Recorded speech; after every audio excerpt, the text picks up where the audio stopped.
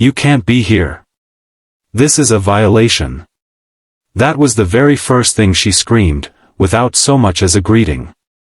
We had barely stepped foot onto our property when she came charging at us like a heat-seeking missile. I swear she appeared out of thin air, walking fast down the gravel road in a full stride, high heels clicking against the rocks, a clipboard in one hand and a cell phone already recording in the other.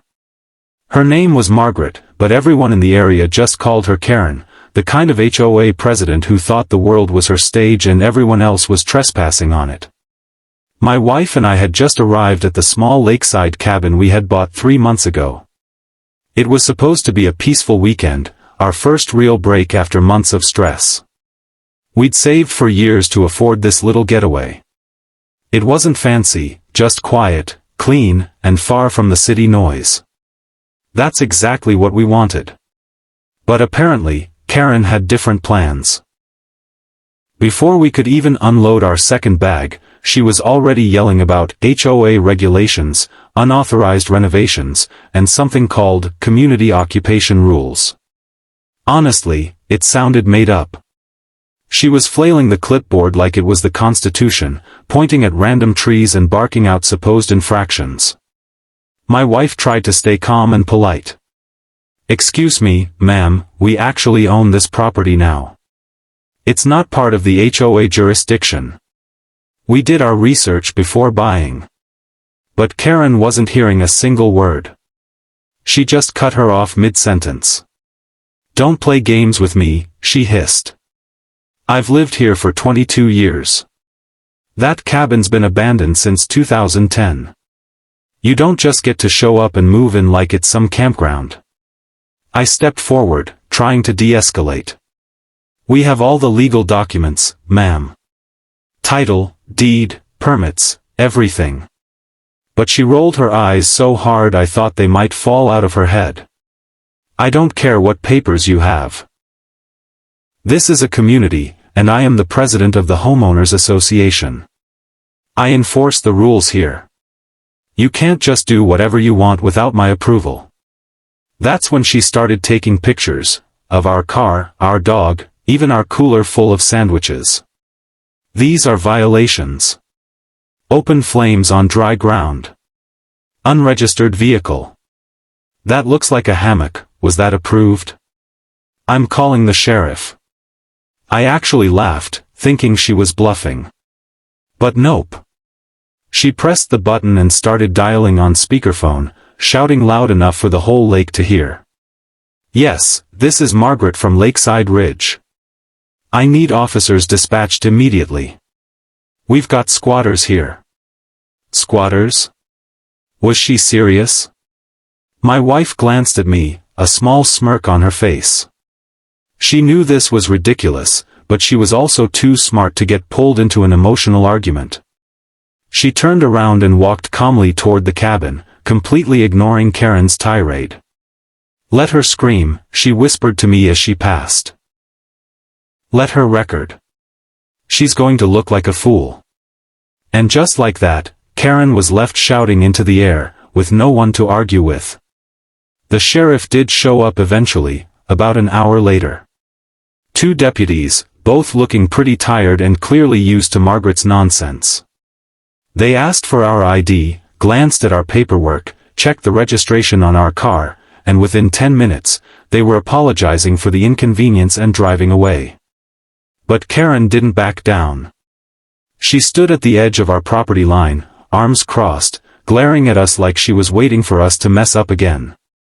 That night, as we sat by the small fire pit and roasted marshmallows, we saw her walking up and down the trail with a flashlight, muttering into her walkie-talkie like she was on a secret mission.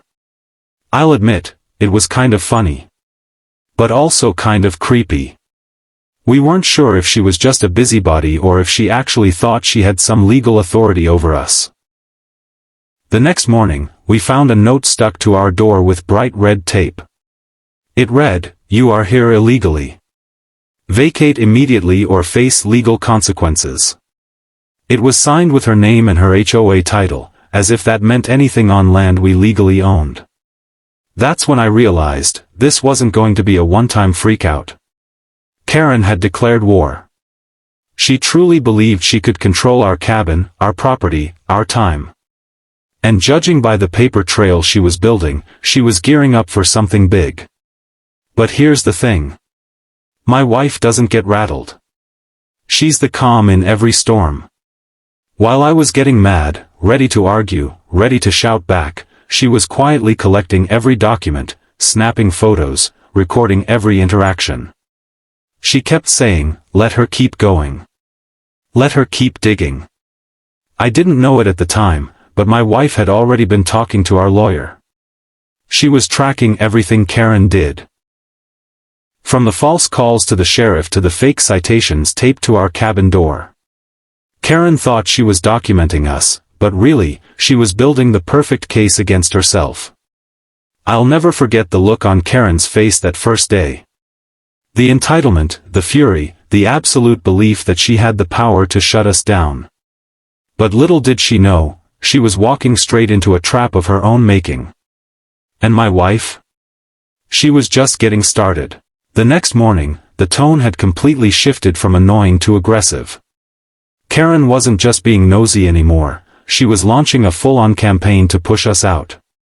We woke up to the sound of gravel crunching and looked outside to see her pacing back and forth in front of our driveway with her arms crossed, her walkie-talkie strapped to her belt like she was a wannabe security guard. She had printed out something that looked like a cease and desist letter from her home printer, covered in bold red text, with official-looking language that made absolutely no legal sense. She taped it right to our front door, probably hoping to scare us into packing up and leaving. As per HOA Article 7, subsection 3.4, you are in direct violation of Occupancy Code 1187-B, it read. We had no idea what that meant, and neither did she. It sounded made up, because it was. The kicker? Our property was never part of the HOA in the first place. We'd double-checked during the purchase, triple-checked, even. The property line sat just beyond the official HOA boundary. The legal documents confirmed it, and our lawyer had already signed off on everything. But Karen? She had decided facts didn't apply to her. Within days, she had roped in 2 other HOA board members to try to intimidate us. They showed up with laminated maps and highlighters, trying to convince us that the spirit of the HOA included our property. One of them even said, technically, you're outside the boundary, but morally, you're still part of our community.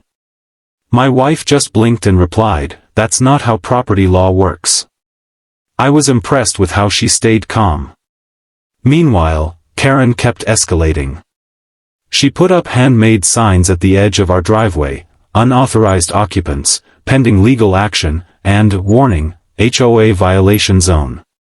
She even tried to prevent delivery drivers from accessing our property. Our Amazon package got rerouted 3 times.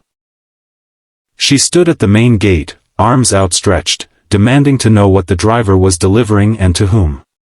When the driver refused to answer, she actually threatened to report him to his employer. This woman was out of control. She called the sheriff again, this time claiming we were storing hazardous materials. What hazardous materials? Lawn fertilizer and a propane tank for our barbecue grill. That's it. When the deputies arrived, they didn't even step out of their vehicle. They waved at us apologetically and said, don't worry, we'll put a note in the system. We know what's going on here. One of them even whispered, she's done this to 3 families before you. That's when we learned we weren't her first targets. Karen had a long history of overstepping her role, especially with people who were new to the area. She'd forced a couple out 3 years ago for painting their mailbox the wrong shade of blue. Another family had to get legal help when she demanded their kids stop playing outside past 7 p.m. because it violated the Serenity Clause. She had dozens of complaints filed against her, but since no one ever took it to court, she just kept getting away with it. Until now. While all this was going on, my wife had been quietly collecting receipts. She had an entire digital folder full of dated photos, HOA letters, voice recordings, and screen captures. Every time Karen came near our property, my wife recorded it.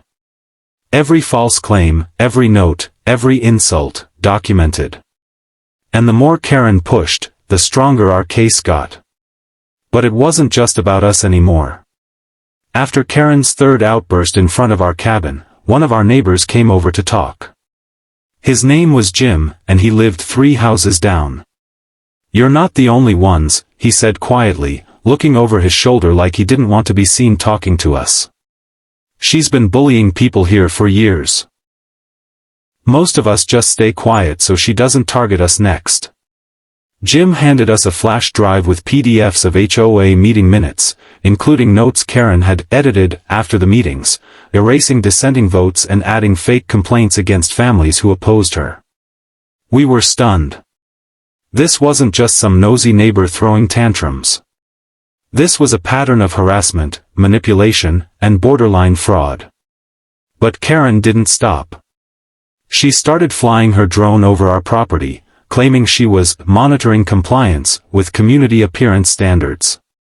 She called in a wildlife inspection because she saw our dog barking at a squirrel and claimed it was aggressive animal behavior. Then came the worst stunt yet. One rainy afternoon, we returned from a grocery run to find a pile of soggy, torn-up papers at our doorstep. It was our mail, opened, wet, and half-shredded. Karen had intercepted it, claiming she thought it was junk left behind by trespassers. That crossed the line. Federal line. My wife didn't say a word. She just picked up the ruined envelopes, took pictures of the mess, and added them to her growing collection of evidence. That night, she made a phone call. Not to the police, but to our attorney. That's when things started shifting behind the scenes. We didn't tell Karen we were taking legal action. We let her keep talking, keep posting signs, keep calling the cops. The more she did, the deeper the hole she dug for herself. Every time she screamed at us in front of witnesses, every time she trespassed onto our land, every time she wrote another fake violation, we had it documented, time-stamped, backed by law. I wanted to scream at her, to confront her face to face. But my wife held me back with one sentence I'll never forget: let her keep thinking she's winning. That's when we'll hit hardest. And we were just days away from doing exactly that. It was a sunny Saturday, and for the first time in weeks, we thought maybe, just maybe, we'd have a peaceful afternoon. The rain had cleared, the lake looked like glass, and we decided to invite a few friends over for a small cookout. Nothing crazy. Just 6 people, burgers on the grill, music playing softly from a Bluetooth speaker, and the dog finally off-leash, enjoying the open space. We were halfway through flipping the first round of burgers when we heard it, the shrill, unmistakable sound of angry heels stomping down our gravel driveway. And then came the voice. That voice. "This is an illegal gathering. Turn that music off immediately."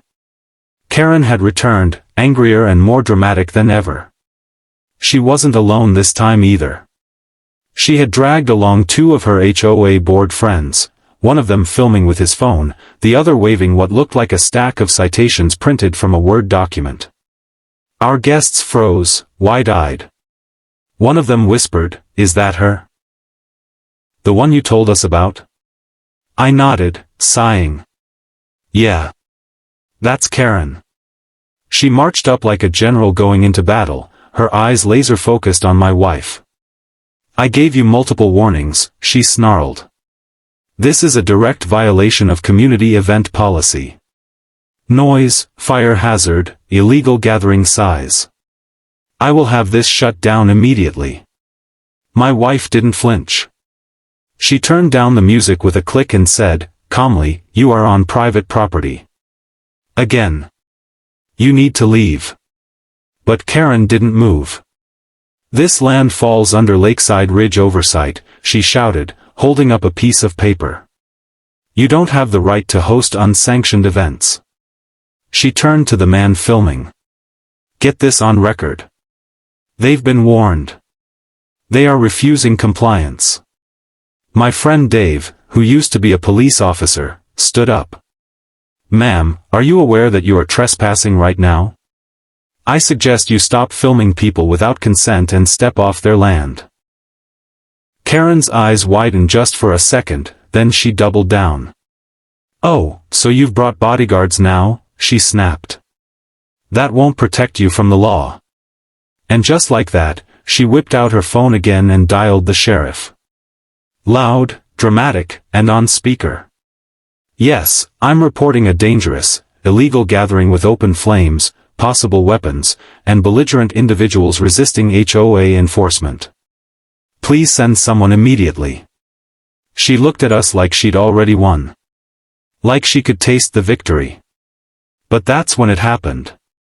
My wife calmly walked back into the cabin, returned with a slim red folder, and walked right up to Karen with a quiet, confident energy that froze everyone mid-motion. "Here," she said, handing her a single stapled packet. "You've officially been served." Karen blinked. "What is this?" "It's a restraining order," my wife replied coolly. "Filed 2 days ago. Signed by a judge. You are legally prohibited from stepping foot onto this property." Karen's mouth dropped open, but my wife wasn't done.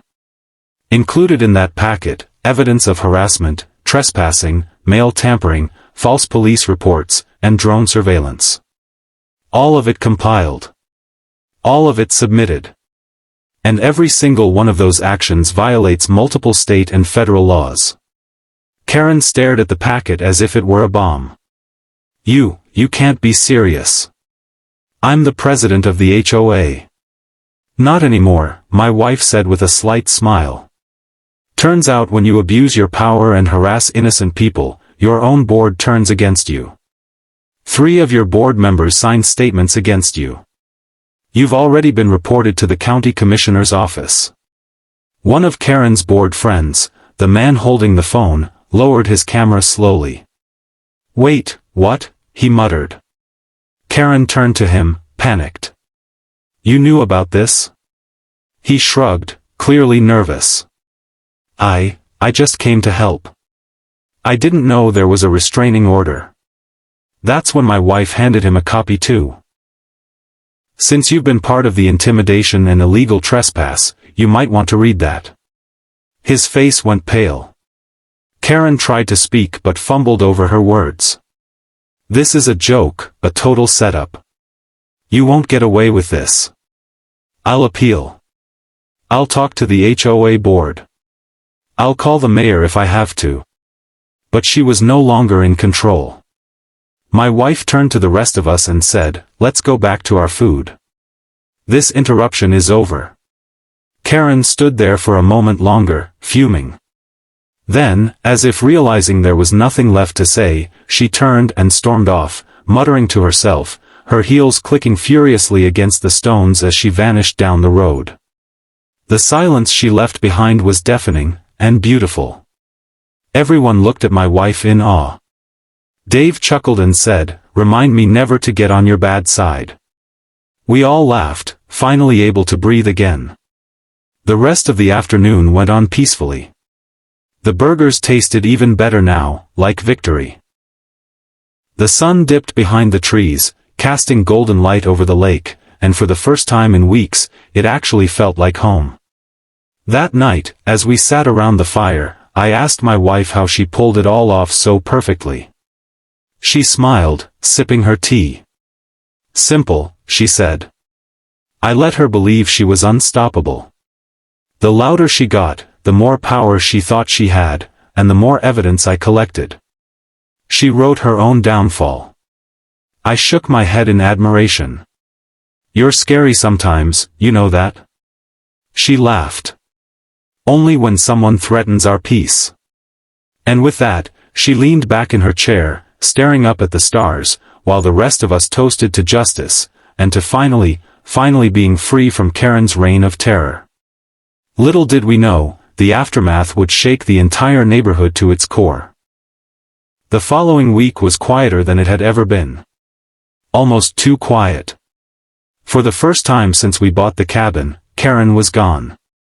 No more walkie-talkie patrols. No more red-taped notices. No more drone buzzing over our yard. It was as if she'd vanished off the face of the earth, and honestly, we weren't complaining. But peace wasn't all that returned. It was followed closely by whispers. Neighbors we'd never spoken to started stopping by our fence. Some nodded in approval. Others waved with cautious smiles. A few even brought over fresh baked goods and finally introduced themselves, like we were officially accepted now that we had stood up to the queen of the HOA. One neighbor, a retired school teacher named Ms. Claudia, confessed that she had been living in fear of Karen for over a decade. She once tried to fine me because my wind chimes were too loud, she told us. But I didn't fight back. I didn't think I had the strength. But watching you two stand up to her, it gave me courage. It was like the whole neighborhood had been under a spell that finally broke. And what followed was a flood of complaints, official ones. Once word spread that Karen had been served with a restraining order and was facing legal consequences, more homeowners came forward with their own stories. People who had been silenced, intimidated, and fined for absurd reasons were now ready to speak out. My wife compiled everything: testimonies, written statements, email screenshots, and HOA meeting recordings. She sent it all to the county housing board, and within 2 weeks, Karen was permanently removed from her position. Not just resigned, removed with cause. Her abuse of power had finally caught up to her. And not just that, the HOA itself was placed under review by the county for failing to oversee her properly. An emergency election was held, and for the first time in years, the community actually had a say in who ran things. The new board was a group of reasonable, kind people. People who respected boundaries, who believed in collaboration instead of control. And as for Karen? Well, she didn't take it well. After being stripped of her position, she tried rallying her remaining allies to protest the changes. But no one showed up. Her voice didn't carry anymore.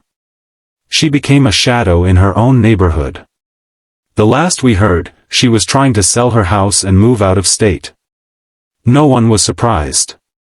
But as much as we wanted to celebrate, there was still one thing left to do. We had been through weeks of harassment, threats, and stress, and we weren't going to just let that go. So we filed a civil suit. Not for revenge. For accountability. We were seeking damages for harassment, emotional distress, and legal fees. Our lawyer said it was a strong case, and Karen's long record of documented behavior made it even stronger. She had crossed too many lines, and this time, there were consequences. Months passed. The suit moved through the court system, and we continued life at the cabin. We planted flowers, built a deck, even adopted a second dog. It finally felt like ours. No more surveillance, no more stress. Just us and the sound of the lake. Then, one morning, we got the call. The court had ruled in our favor. Karen was ordered to pay a sizable settlement and issue a formal apology in writing. She tried to fight it, of course. But her attorney could only do so much with the mountain of evidence stacked against her. And when that apology letter arrived in our mailbox, signed by her, acknowledging everything she had done, we framed it and hung it in our living room. Not out of spite. But as a reminder. A reminder that standing up for yourself isn't always loud or angry. Sometimes, it's patient. It's strategic.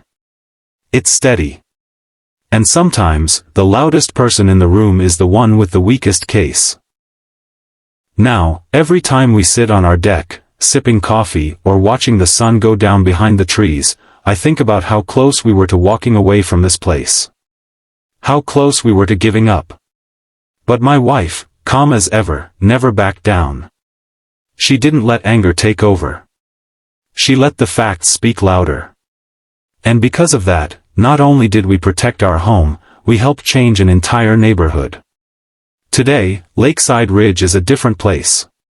Neighbors chat. Kids ride bikes freely again. People decorate their porches without fear of Karen's clipboard of doom showing up. And that little cabin we bought? It's not just a weekend getaway anymore. It's home. Real home. A place that taught us resilience, patience, and how dangerous unchecked power can be. Every now and then, someone asks us, was it worth it? Was it worth going through the stress, the court dates, the paperwork, the constant tension? And we both say the same thing. Absolutely. Because sometimes, the best way to fight back isn't with fists or shouting. It's with evidence. With truth. With the law. And the moment Karen froze, right when my wife handed her that warrant, was the moment everything shifted. She realized she wasn't untouchable. She realized she was wrong. And we realized we were finally free. So the next time someone tries to bulldoze their way into your peace, remember this: you don't always have to raise your voice. You just have to raise your standards. And let the facts do the talking.